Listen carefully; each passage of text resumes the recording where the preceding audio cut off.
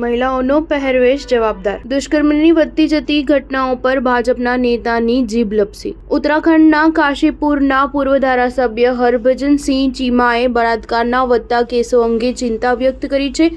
તેમણે મહિલાઓ અને વિદ્યાર્થીઓ પ્રત્યે પુરુષની વધી રહેલી ઘૃણિત વિચારસરણીને ભારતીય સંસ્કૃતિની વિપરીત દર્શાવી છે. તેમણે આ પ્રકારની ઘટનાઓમાં ક્યાંક ને ક્યાંક મહિલાઓ પણ જવાબદાર હોવાનું જણાવ્યું છે.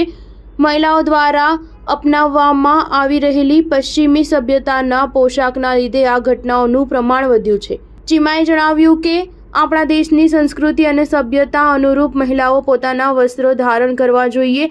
ભાજપના પૂર્વ ધારાસભ્ય ચીમાએ જવાબદાર વાલીઓ પાસેથી અપેક્ષા કરી છે કે તેઓ પોતાના પરિવારની મહિલાઓ અને બાળકીઓને ભારતીય સંસ્કૃતિને અનુરૂપ વસ્ત્ર ધારણ કરવા પ્રેરિત કરે.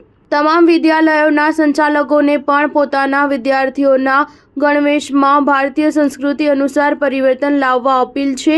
સમાજના તમામ વર્ગોએ આ દિશામાં આગળ આવવું જોઈએ અને પરિવર્તન લાવવાનો પ્રયાસ કરવો જોઈએ, જેથી કરીને આ જઘન્ય કૃત્યમાં ઘટાડો કરી શકાય. ધારાસભ્યના આ નિવેદનને લઈને કાશીપુરમાં પણ રાજકારણ ગરમાયું છે. પૂર્વ ધારાસભ્યના નિવેદન અંગે કોંગ્રેસના નેતા મુક્તાસિંહે તેને અપમાનજનક નિવેદન ગણાવ્યું અને કહ્યું કે જો બળાત્કારની ઘટનાઓ વધી રહી છે તો તેમાં મહિલાના પહેરવેશને કેવી રીતે દોષી ઠેરવી શકાય. મહાનગર પ્રમુખ મુશર્રફ હુસૈને કહ્યું કે હું આ નિવેદનની સખત નિંદા કરું છું. તેઓએ આવા નિવેદનો આપતા પહેલા વિચારવું જોઈતું હતું કે બળાત્કારની વધતી જતી ઘટનાઓમાં મહિલા કેવી રીતે દોષિત હોઈ શકે છે. આપણા સમાજમાં આ પ્રકારના નિવેદનને બિલકુલ પ્રોત્સાહન આપી શકાય નહીં.